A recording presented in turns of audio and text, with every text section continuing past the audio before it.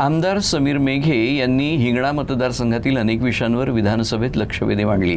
यावेळी मंजूर झालेली कामं कंत्राटदारांमुळे पूर्ण न झाल्याचा मुद्दा त्यांनी मांडला। तसंच राज्याचे पाणीपुरवठा मंत्री गुलाबराव पाटील यांनी समीर मेघेंच्या मागण्यांना सकारात्मक प्रतिसाद दिला।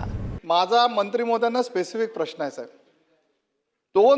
दोन गोष्टीमुळे आपली जी स्कीम आहे ती रखडलेली असेल। एक तर मंत्री महोदयाने म्हटलं की निधीचा अभाव आहे, पण अशाही कितीतरी स्कीम्स आहे। मी माझ्याही मतदारसंघात, आता मी स्पेसिफिकली नावं सांगत नाही कारण की मंत्री महोदयांनी सांगितलं की स्पेसिफिक तुम्ही मतदारसंघ विचारू नका, पण एक निधी अभावी आणि दुसरं टेक्निकल ज्या गोष्टी करायला पाहिजे होते कॉन्ट्रॅक्टरने ते केले नसल्यामुळे काही स्कीम्स थांबलेल्या आहेत। आणि आता माझा स्पेसिफिक प्रश्न मंत्री महोदयांना आहे की अशी कुठली तरी आपण ऑडिट सिस्टम बनवली आहे का, कुठल्या तरी एजन्सीला आपण असं काम दिलं आहे का की जे काम बरोबर नसल्यामुळे हे जे स्कीम्स रखडलेलं आहे त्याच्यावर आपण काही पेनॉल्टी लावणार आहे का, हा दुसरा स्पेसिफिक प्रश्न।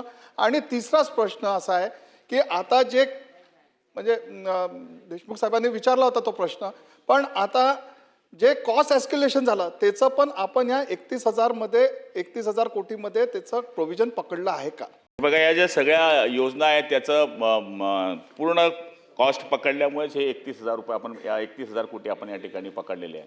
आणि आपण TPI केल्याशिवाय, मेघे साहेब, TPI केल्याशिवाय आपण बिल देत नाही, थर्ड पार्टी केल्याशिवाय आपण बिल दिलेलं नाही। भलेच एखादी योजना रखडली असेल, एखाद्या योजनेमध्ये काम ठप्प झालेलं असेल, पण तुम्ही अशी एखादी स्कीम आहे की बाबा त्यांनी 40% काम केलं आणि आपण त्याला 50% बिल दिलं तर बिलकुल शक्य नाही। सोर्स एखाद्या वेळेस आमच्याकडनं चुकला असेल हेही मान्य आहे, सरफेस वॉटरवरून घेण्याच्या ऐवजी त्यांनी एखाद्या वेळेस विहिरीवरून घेतला असेल हे पण मान्य आहे, इंधन विहीर केली असेल त्यावेळेस 5 इंची पाणी लागलं असेल, कदाचित ते पाणी संपलं असेल हेही मान्य आहे।